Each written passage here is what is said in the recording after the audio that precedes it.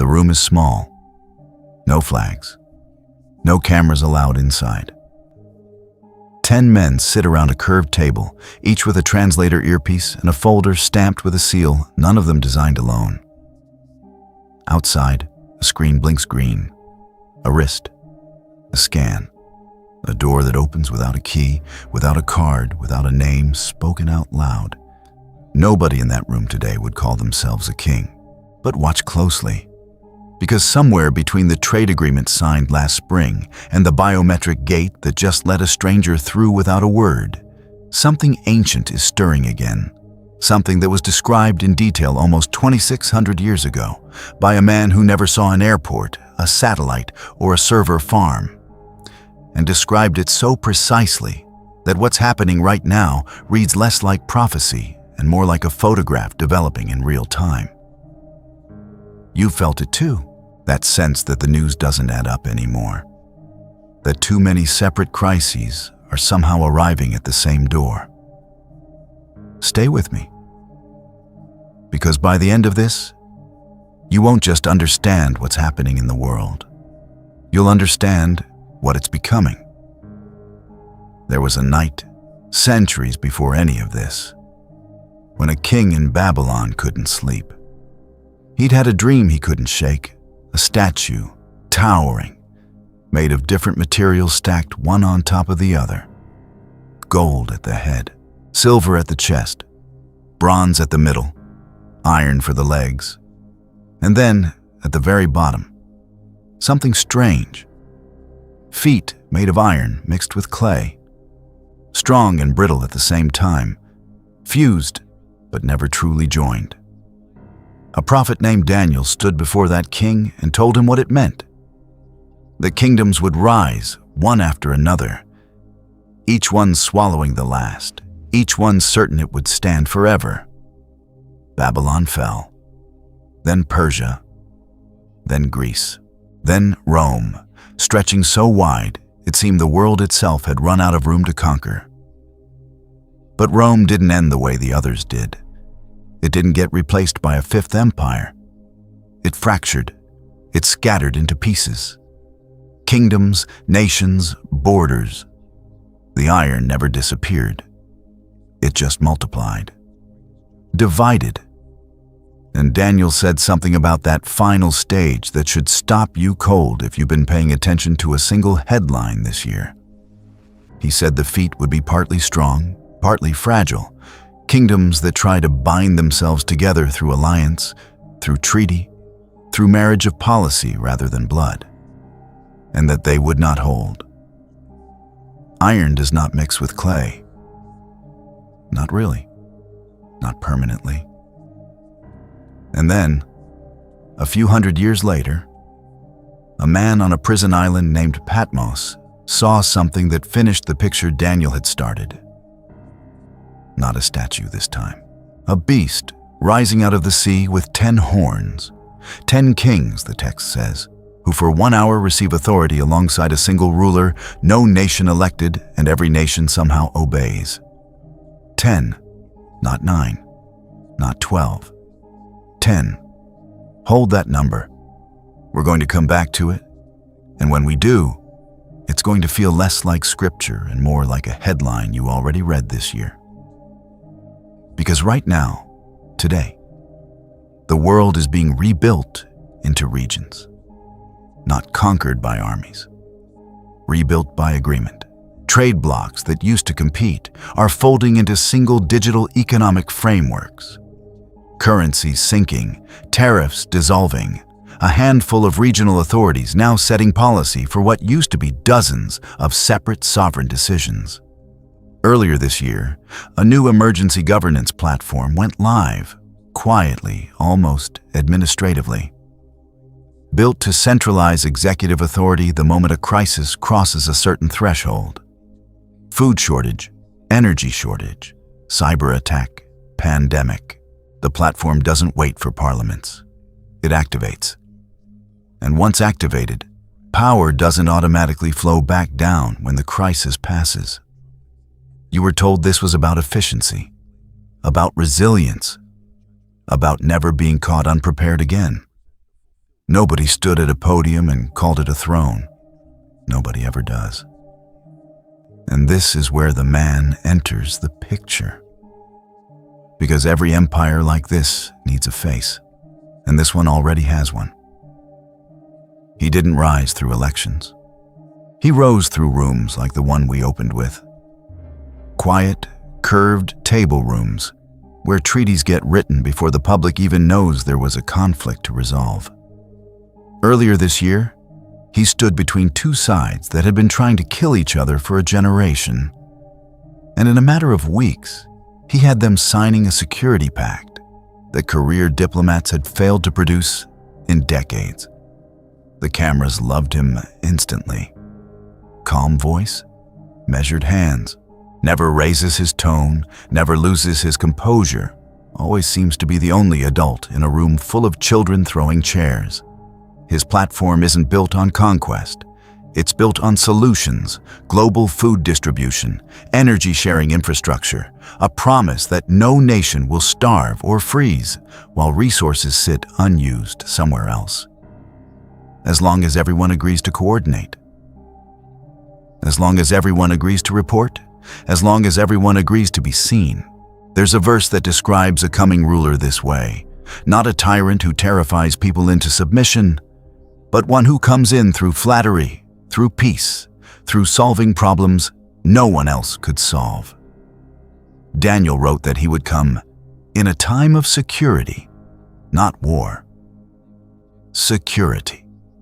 The very word every government is using right now to describe why the next system needs to exist. I'm not telling you his name. I don't know it. Neither do you. Probably not yet. Not with certainty. But I'm telling you the shape of the chair he's sliding into fits a description that was written down before Rome existed. And the chair isn't the only piece that's already in place. Because a ruler like this needs more than influence. He needs a way to see everyone, everywhere, all the time. And this year, quietly, without much resistance, that system went alive too. Biointegrated identification. Not a card in your wallet anymore.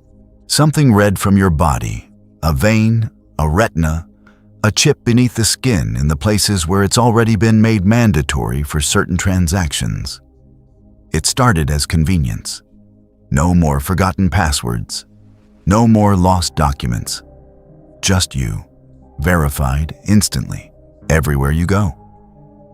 And once that system exists, something else becomes possible for the first time in human history. The ability to switch a person off, not kill them. Just disconnect them. No bank access, no travel clearance, no purchase approved. A person can be fully alive and functionally erased, all with a single administrative decision made by someone they'll never meet. There's a passage. You may already know it, even if you've never opened a Bible in your life, because it's leaked so far into culture that people quote it as a joke without knowing it's a warning that says no one will be able to buy or sell without a mark. Not a metaphor about oppression in general, a specific, transactional, economic lockout tied to loyalty, tied to a system of control most people won't even resist. Because here's the part that should actually keep you up tonight. They won't have to force it on you. You'll ask for it. Because the alternative, the system is already making sure, will be inconvenience so total it feels like punishment. And most people, given the choice between total surveillance and total isolation, choose the leash. Quietly. Gratefully, even. Now here's the piece almost nobody talks about. The one that should actually change how you see everything else in this video. It's not the technology. It's not the treaties. It's not even the man in the curved table room. It's what's missing. There's a passage in 2 Thessalonians that says, "The lawless one cannot fully be revealed until someone that is currently restraining him is taken out of the way." Theologians have debated for centuries who or what that restrainer is, but watch the pattern with me instead of the theory. Every stabilizing force this world has leaned on for the last 80 years, old alliances, old institutions, old assumptions about who could be trusted to check unlimited power, is being dismantled in real time. And it's being dismantled with almost no public alarm. Not through war, through obsolescence, through modernization, through systems quietly declared too slow, too divided, too old to handle a crisis platform this fast. You don't need a villain to remove a restraint. You just need enough people to agree it's inefficient. And once it's gone, once the old checks are gone, nothing stands between the stage and the man walking onto it. That's the sign nobody's watching for. Not the rise of the ruler, the quiet, administrative removal of everything that used to stand in his way. Now put the pieces on the table together, because separately they're headlines. Together, they're a pattern that was written down before any of us were born. 10 regions, replacing the old borders, not conquered, consolidated. A ruler who rises not through war, but through solving crises no one else could solve. A mark tied to buying and selling, already technically possible and already partially mandatory. A public trained by algorithm and by deep fake to distrust its own eyes, so that when the moment comes to choose what's real, it simply defers to whichever voice sounds calmest. And a restraint, old, institutional, inconvenient, being dismantled piece by piece with applause. None of this, on its own, proves anything. I want to be honest with you about that.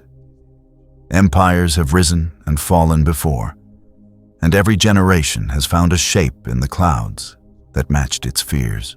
But this generation didn't have to search for the shape. The shape is filling out every specification, in order, on schedule, in daylight. And that's the part that should sit with you longer than any single fact in this video. Not that the world is ending, but that it is being organized. Deliberately, patiently, by people who are in absolutely no hurry, because they already believe they have all the time they need.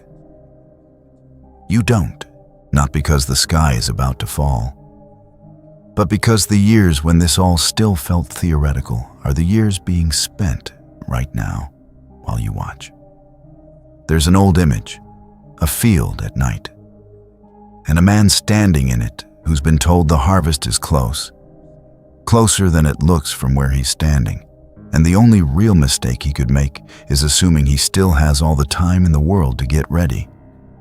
That's where you're standing right now. Not in panic. In clarity. There's a difference.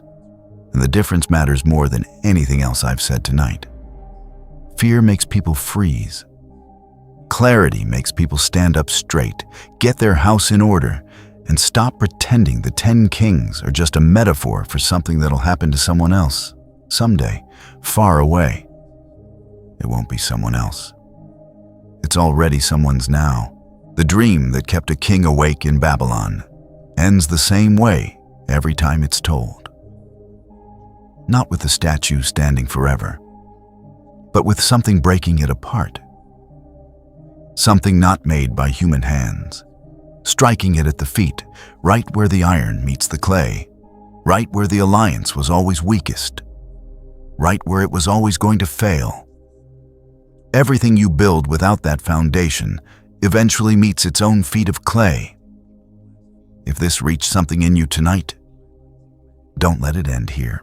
Follow this channel. There's more coming, and you'll want to be here when it does.